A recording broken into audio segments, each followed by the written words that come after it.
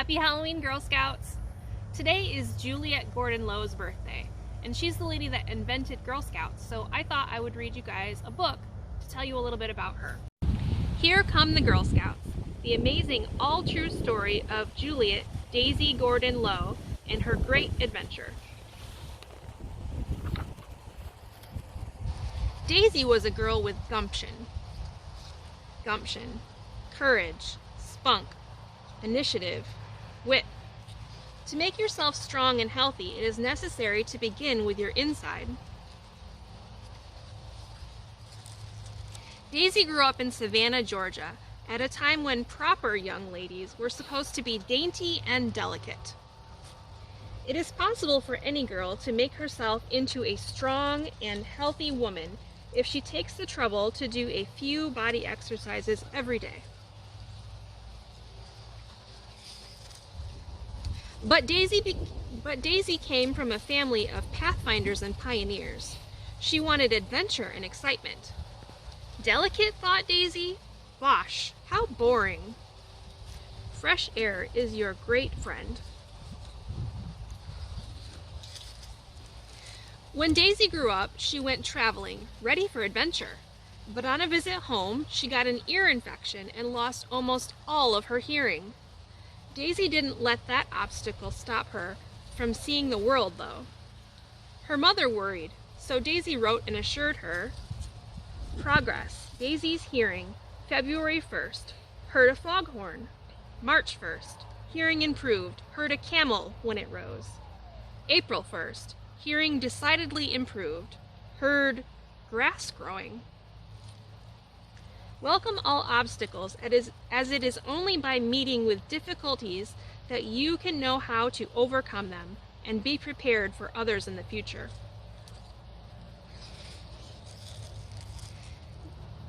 Daisy had adventure after adventure. When she wanted a new gate for her house, she took lessons from a blacksmith and forged it herself.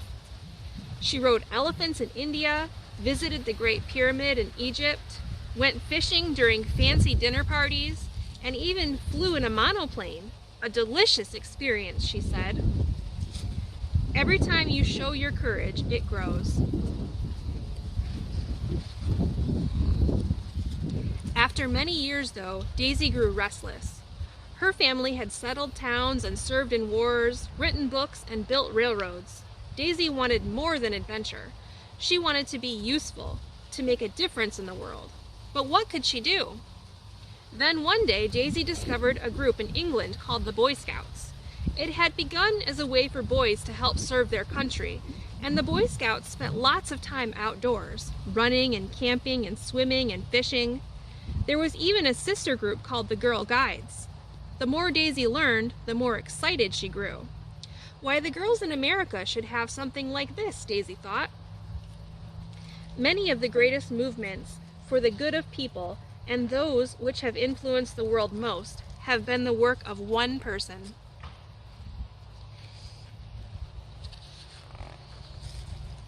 Daisy couldn't wait to get started. She packed a Girl Guide handbook and took a steamer back home. When she arrived, she telephoned her cousin Nina. "Come right over," she said. "I've got something for the girls of Savannah and all America, and all the world, and we're going to start it tonight. The work of today is the history of tomorrow, and we are its makers." On March 12, 1912, Daisy began her biggest adventure yet. She invited 18 girls to the first Girl Scout meeting. She told them about all the adventures they would have. They'd hike and camp and swim. They'd do good deeds. They'd learn to tie knots and survive in the wilderness and even save lives. The girls thought Daisy's idea was brilliant. Daisy divided them into 2 troops. Then she taught them the 10 Girl Scout laws. Getting right down and smelling the fresh soil is good for anyone. A Girl Scout is honorable, loyal, useful, a friend to all, courteous, pure, kind to animals, obedient, cheerful, and thrifty. From then on, Daisy devoted all her energy to the Girl Scouts. She designed uniforms for them to wear. She gave them her carriage house to meet in. She turned the vacant lot across the street from her house into a basketball court. She even gave the Girl Scouts a boat so they could take trips up and down the river. Whatever you take up, do it with all your might.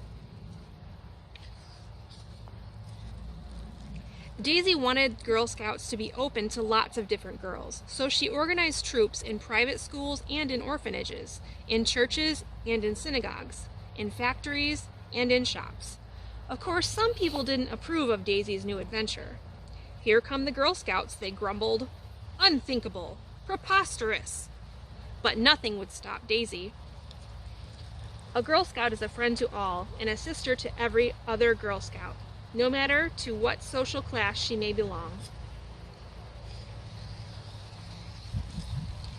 Daisy and her friend, Professor Walter Hoxie, worked together to write a handbook for the Girl Scouts.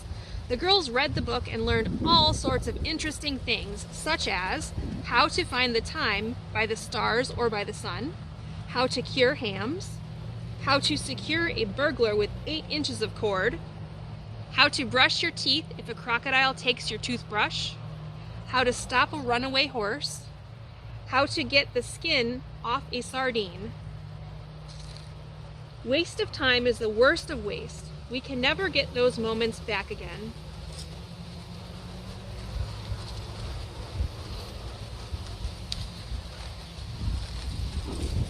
The Girl Scouts worked on earning badges: Dairy Maid, Naturalist, Horsemanship, Pioneer, Swimmer, Interpreter, Cyclist, Flyer.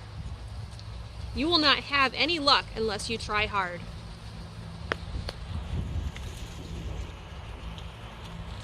The Girl Scouts went camping. They took an oyster boat to an island near Savannah. They sang songs around the campfire. They feasted on fish and cornbread and turtle eggs.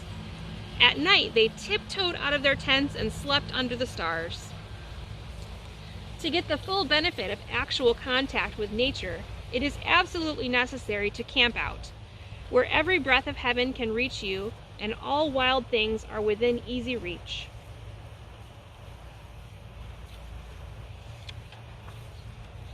Most of all, the Girl Scouts went on walks. They savored the green. They soaked up the sunshine. They breathed the good, fresh air. In the United States of ours, we have cut down too many trees, so let us plant trees.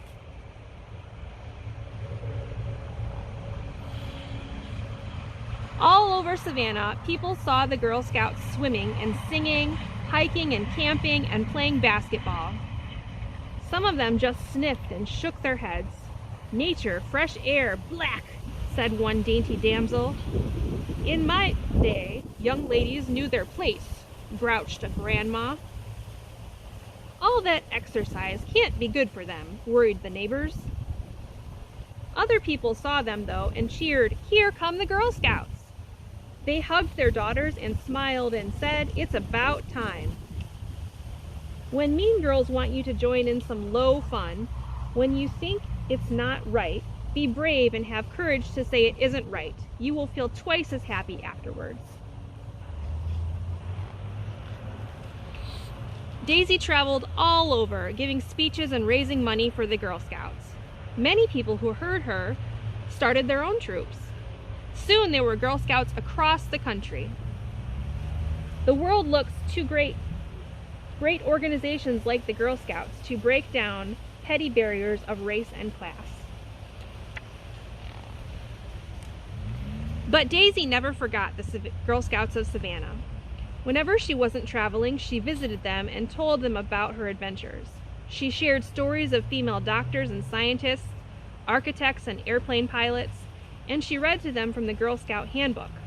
One of you may someday alter the lives of hundreds of thousands of people.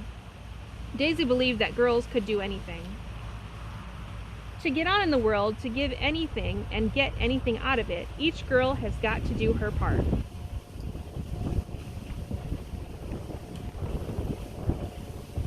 And she was right. Girl Scouts have been making a difference ever since, just like Daisy. Every little girl goes to make up some part of or parcel of our great whole nation.